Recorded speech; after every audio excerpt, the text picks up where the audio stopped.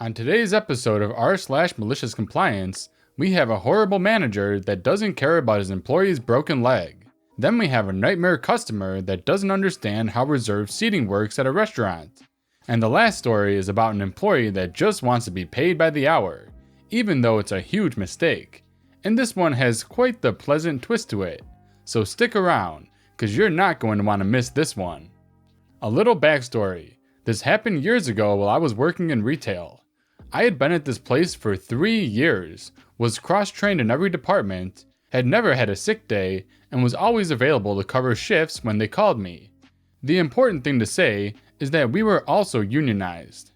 I would soon be getting married and moving across the country, so being the good employee I was, I gave my store manager my termination notice a month before my last day instead of just 2 weeks, so he would have plenty of time to hire someone new. Here's the good part. A few days after I turned in my notice, I broke my foot in an act of stupidity. 3 avulsion fractures. They couldn't cast it.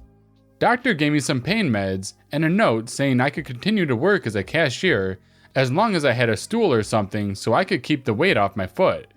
The next day I grabbed my cane and walked to work with my note. I explained the situation to my supervisor and union rep, and they pull a bar stool from the furniture section and put it in my cash booth. I spend the day working without a problem. The next day, my store manager sees me sitting on the stool and calls me into his office. I go in and he wants to know why I have a stool. The conversation goes roughly as follows. Manager, why are you sitting down while on shift? Because I broke my foot and the doctor says I can't be standing on it all day. I have the note and the union's approval. Manager looks over the note and notices the cane beside my chair. Manager, I can't let you keep the stool. If I did, we'd have to make accommodations for everyone who got injured outside of working hours. Plus, it doesn't look professional to have you sitting at the front of the store. Now, I know he isn't allowed to do that, and I could have taken this up with union and won the case, but with only 3 weeks left with the company, I would be lucky to have it resolved before I left. So I got a bright idea. Me, okay, I'll make you a deal instead of bringing this to the union. I'll give up the stool, but in return, you need to make sure that every shift I work from now on is as the garden center cashier. My manager quickly agrees and thanks me for being understanding. He walks with me out of the garden center and explains to the current cashier that I'll be taking over for the rest of the month. Now, being unionized is not always a great thing, but if you know the rules, you can get away with a lot without being fired. With my union, the key was to do exactly what was in your job description, so long as it didn't put you, your coworkers, or the company at risk. Since most of us liked our jobs and respected the store's owner, not the manager, we always went above and beyond. But I was on my way out, and after my talk with the manager, I no longer cared. A few days later, manager comes out to let the supervisor know that a shipment of flowers will be arriving sometime today. He apparently decided to check up on me and was completely speechless when he saw me.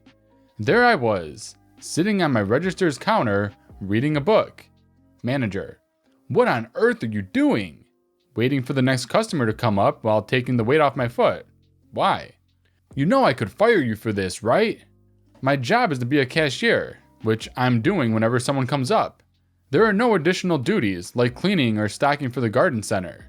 So between customers, I'm taking the weight off my foot as per my doctor's note, minus the stool, of course. I could still fire you for reading on the sales floor. Please do. Since I have never received a warning or been written up, that would mean you're firing me for a first offense, which is not sufficient cause for the union. That would mean you would owe me 5 weeks severance, my unclaimed vacation time, and the pay I would miss between now and my final day. Now, you could also spend the next 2 weeks trying to catch me reading. That way you could issue me the required 3 warnings, followed by the required 3 write-ups. But that would eat up a lot of your time, and I'm pretty sure I could have someone inside call to warn me if they see you coming this way. At this point, a man with a cart full of bags of dirt starts headed my way, and I hop off the register onto my good foot and hop around the register so I can serve him. Manager never came to see me again. Poor dude. What kind of heartless manager doesn't allow their employee with a broken foot to have a stool to sit on? On to the next story. About a year back, I worked in a family restaurant. It was a Saturday night and we were pretty busy with all tables reserved, but it was all under control. I was hosting and we had a family of 8 due in for a birthday. As I was making my way back to my station, a group of 8 people walked in. For the purpose of the story, the big idiot will be referred to as BI, and I shall be me. The exchange went as follows. Big idiot, table for 8. No problem, sir. Do you have a reservation? No, I don't think so. Okay, well, I'm very sorry, but we're fully booked for tonight. But I can make a reservation for another night if you wish. No, if I wanted to eat here another night, I would have come here another night. I understand, sir. I do apologize. I'm afraid all our tables are reserved for tonight. But you're more than welcome to take a seat at the bar if you like, while you choose if you would like to go somewhere else. What about that table over there? Pointing to the birthday table. That's got 8 seats. We'll just sit there. Sorry, that table's reserved for another family. They're due here any minute. If you wait at the bar, we have a 30-minute policy, so if the family doesn't turn up, you can take their table. Well, none of these empty tables have reserved signs on them, so how are we meant to know? Can you not push those 2 together for us? Pointing to 2 tables that weren't even in the same area. Big idiot then spots my manager walking past, and grabs her arm to speak with her, which went down about as well as a fart in an elevator. Big idiot, excuse me, there's a table over there that we would like to sit at, but this girl here won't let us sit there. We traveled half an hour to get here, and I'm not happy. They don't have any signs on to say that they're reserved, so I don't understand. My manager, without missing a single beat, says, I'm sorry about that, sir. Please wait a second while I sort this out. I won't be long. Big idiot is looking pretty pleased with himself at this point, puffs out his chest and gives me the smuggest look he's probably given anyone, until he spots my manager walking out with the little reserve signs in her hand. Our restaurant used to be self-seating. She walks over to my station, checks the diary, and walks over to each empty table and places a sign on each one, and walks back over to the station. Manager, I'm sorry our system confused you, sir. I have now rectified it. I see we have a free table tomorrow evening at the same time, if you would like to come back then. Big idiot turned the most putrid shade of puce you've ever seen in your life, and stated that he'll sit at the bar and wait to see if the table cancels. And as they're walking, the birthday table of 8 walks in. Big idiot huffs and beckons his family to leave. At which point my manager calls over, if you would like that table for tomorrow, please give us a call. Have a nice evening. Oh, sweet, sweet karma. This is so epic. I don't know about you, but I could just see the look of defeat and anger in his eyes as he walked out that door. On to the next story. This isn't my story, but the story of a friend of mine I'm going to call Steve. He owns a landscaping business and has several employees. They work hard and get along really well. Steve pays them for their work done by the yard, not by the hour, in addition to buying his workers 2 meals a day. Steve hired a guy named Jim, who isn't a bad worker at all. Jim is just a little slow on the uptake sometimes. Jim decided to start a fuss. I don't like that we're getting paid by the yard, he told Steve one day. I want to be paid by the hour. Steve explained to Jim that when you break it down, being paid by the yard comes out to over $10 an hour. About $22 in today's money. This was back in the 80s, or more, depending on how many yards you get done. And his hourly workers only make minimum wage. Steve further explained that the paid by the yard workers get perks like meals, and operate on a true merit pay, because the more they get done, the more they get paid. Jim was adamant though, so Steve agreed. Day 1, Jim showed up, ready and raring to go. He decided, it appeared, to prove to Steve that being hourly doesn't mean he'll slack off. Like I said, Jim is a good guy, and not a bad worker. He has a good work ethic, and a big sense of pride. A couple yards got done, and it's lunchtime. Steve grabs everyone's order and asks Jim if he's going to buy anything. Jim looked confused. He says, "What do you mean?" Steve re-explained, "If you're going hourly, I can't cover your meals anymore. You'll have to buy your own lunch." Jim grumbled but ordered something small, and after lunch they all got back to work. Day 2. The crew was down to 2 guys.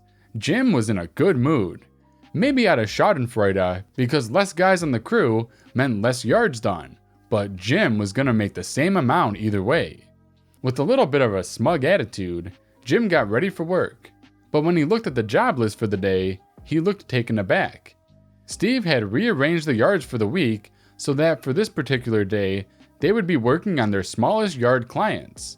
That way, the workers would get paid around the same amount they normally would if they had a full crew.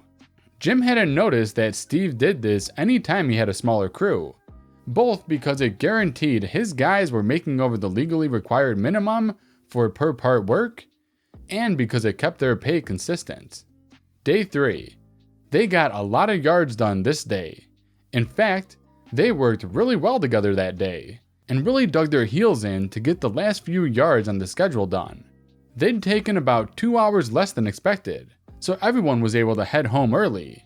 Jim asked if he could maybe go take on another yard or 2 himself, since if everyone got off early, he wouldn't be paid anymore. Steve understood and sent Jim out to get some hedges done, which took a couple of hours because he was doing it by himself. But that was okay, because that was a couple extra hours of pay, and Steve was nothing if not fair. Day 4. Jim showed up to work a little late because the extra 3 hours of hedge trimming had left him more exhausted than expected. Steve was placing an order for breakfast as he showed up, and he just stood there for a few minutes as he watched Steve writing down orders for bacon and eggs and pancakes. Finally, Steve stopped at Jim. Steve didn't say anything about Jim's tardiness. It was clear Jim had worked hard the previous night. "Steve, you buying anything, Jim?" Jim swallowed hard. "No, sir." "It'll be mighty hard to work on an empty stomach, Jim." Jim nodded. "Yes, sir, I know. I mentioned how much pride Jim had, and he really couldn't buck up enough to admit that he had miscalculated. He knew he was wrong, but he was prepared to suffer. Steve, however, was a good dude. He recognized where Jim had erred, and didn't lord it over him. He made it plain and simple. He says, "I'll just put you down for some eggs and bacon then." And with an understanding and appreciative look, Jim started packing the truck for the morning. They never really discussed moving back to per yard rate, but Steve was nothing if not fair. Jim got his next paycheck to find that he had been paid per yard as if they hadn't changed his rate at all. This meant not only did he end up with a better rate, but he even got some extra in his paycheck for the 3 yards worth of hedges he had done by himself. Jim stuck around a long time, and ended up managing the crew after a while. He tells people that if you treat your employees right, they'll stick around, and that's worth more than a handful of pinched pennies. The world needs more bosses like Steve. What a genuinely nice guy. Can I get a like on this video for Steve? Maybe even a comment?